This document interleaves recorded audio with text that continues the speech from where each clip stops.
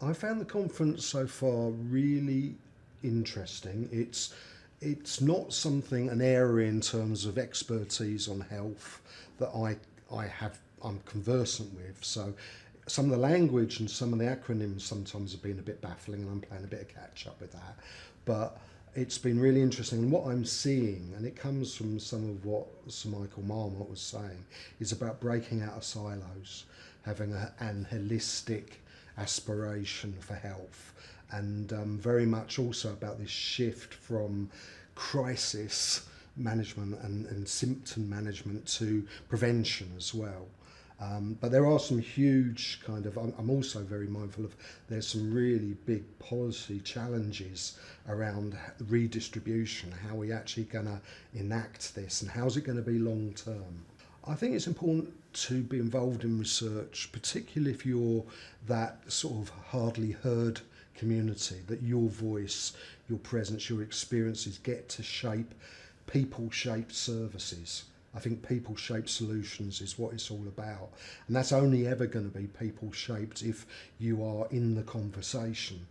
And I think the thing is, and I think UEA are really working hard on this via their generic civic UEA project and the Citizens Academy, about going where people actually are and starting where they're comfortable, and also working in genuine partnership so that people have what we call in community the warm handover.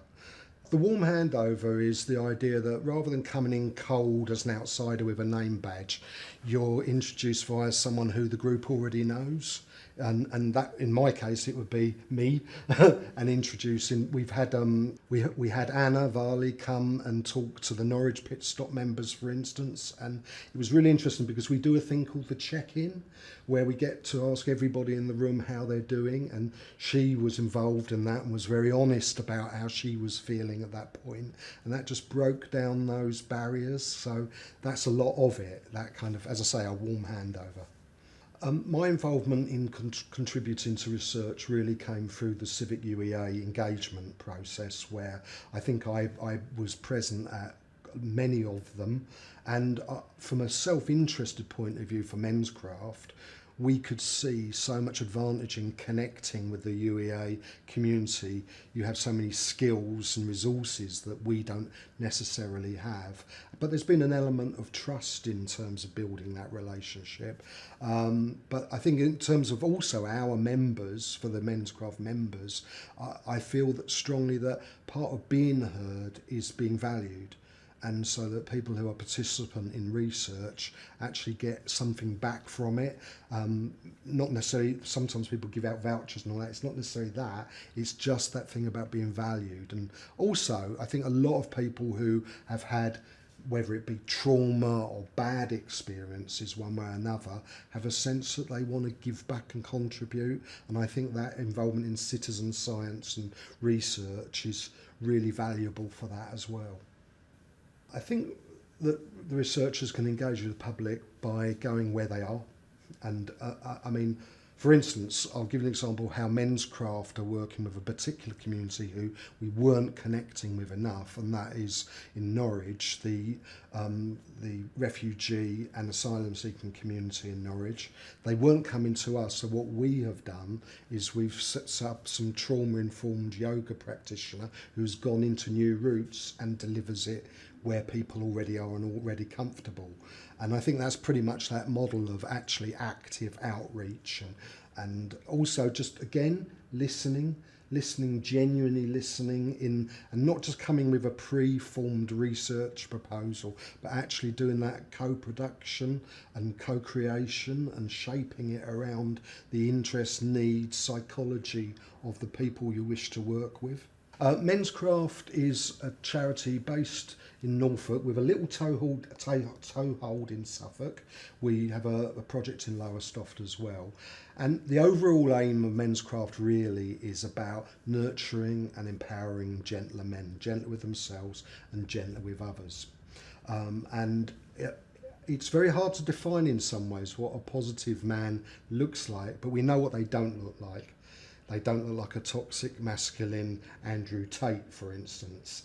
So it's about really men who are maybe open to a whole range of traits that they recognise in themselves, some that maybe traditionally be seen as feminine traits around nurturing and being open, emotionally engaged, but also being comfortable with the whole range of who they are. Now, patriarchy doesn't allow that. It tells you traditionally you are one thing and women are another, and we feel that we are challenging that in what we do. We're really involved in equalities work. It's not about creating another separatist organisation.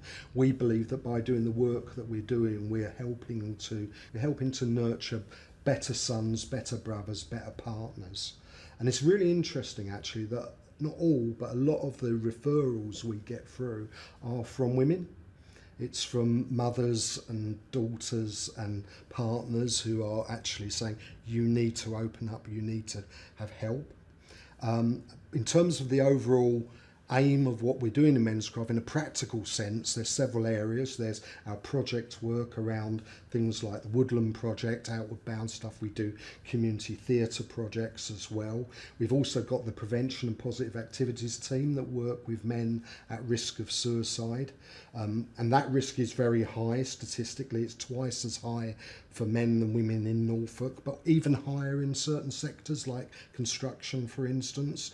And so that's very much a crisis management intervention. And then the project that I work in is called the Pitstop Project, and it uses the analogy of men and cars. Some of us are old bangers like me, but we've got room on our parking lot for shiny young models. We're not that careful about the valeting quite often, or the oil change will put it off forever. But what we're really resistant to as men sometimes, I think culturally, is lifting that bonnet up and letting others see into the engine. And in Menscraft, that's what we're trying to encourage. Lifting that bonnet up, letting others see in, and creating a pit crew so that we can look after ourselves and be looked after. And often the solutions to things are in community. Yes, it's important sometimes to do one-to-one, but often it's actually by doing that communally. And we do it for a range of activities. In terms of the pit stop, it ranges from kung fu to history walking to allotment gardening to soon community comic book creating. There's all manner of things that we're doing to put that into action. I think for Pit Stop, it really is about creating a sense of belonging. We do that very tangibly. We have a membership card, for instance, so guys have that in their hand, and that actually means they feel part of something. On the back of that, there is a definition of a pit stop, which was co-created with our Yarmouth and Norwich members. It's also been invested in. So, for instance, it will get you into any Norfolk Museum Service museum across the county for nothing. It'll get you 20% off in the feed cafes across the city. It'll get you cheap gym membership. So it's actually a conduit for people to actually invest in the members and show that they are valued. So it does lots of things. And that, I wouldn't underestimate the value of that sense of belonging. And that also the connection. I can think of people who came to the pit stop, particularly last year. One guy in particular came in shaking, and he hadn't been out of his home for the whole of lockdown. And that first step when you're coming and engaging in what was a social drop-in situation was so brave and so massive, but he was so warmly welcomed. And that's part of the culture we try and create around it, is that it's you'll be looked after, we will look after each other, you will be valued, we will listen, we will get alongside. And I think that alongside thing is really important for men as well, particularly. I think sometimes they need to be doing something to then open up. I think, is there like of an inclusive community for men? I think organically women probably culturally have tended to go for walks together to make that time for each other. I think also historically men have, myself included back in the day, I remember where I had a breakdown, and part of it was I lost my job and I'd over-invested in my work-based identity, and I hadn't valued the other forms of identity, my role as a father, as a partner, as a brother. And I think that women are far better at doing that and actually making those connections. And so I think because of that, when a society isn't working, you have to make it work. You have to provide opportunities, and that's kind of what we're doing via the whole range of activities that we offer. I think the changing role of men, I certainly think within the Menscraft and Pitstop community, there's definite culture change. One of the things I see from particularly professionals coming in for the first time to particularly our Pitstop social, our drop-in, is when we do our check-in, is they're quite amazed in a good way by the emotional honesty and that men are prepared to share there. And I suppose I was talking today about the way that we've got these activities, but perhaps not the most meaningful, but the most impactful thing we do in some ways is a thing called the Mindful Movement course, which is a 10-week program where the guy at the heart of it, the people who are delivering are really important because they often are the ones who are modelling a behaviour. And Paul was a Royal Marine who had PTSD, got in a whole world of trouble, served a long jail sentence as a result of this, but realised during that he had to change, had to put himself back together. And he just realised he hadn't been true to himself. And this course, he's a qualified gym instructor, so we do some kind of restorative movement. We also do things like breathing techniques and meditation, but what he's absolutely fantastic about as well is working with a group to get us to shift our relationship with ourselves, because at the end of the day, if we are to be healthy and to thrive, we have to learn to love ourselves. And culturally in British society, saying that doesn't go down very easily because it's seen as, who do you think you are, loving yourself? Well, actually, no. It's about loving and looking after yourself. It's only by looking after yourself and valuing yourself you can genuinely look after and value other people. And one of the practical ways he does that is through a thing called eulogy. So we get in the group to write our own eulogy. Despite the fact we're still alive, it can be the impact you feel you have made, but it can also be the impact you wish to make. And it gets you to really reflect about who you want to be and what difference you wish to make.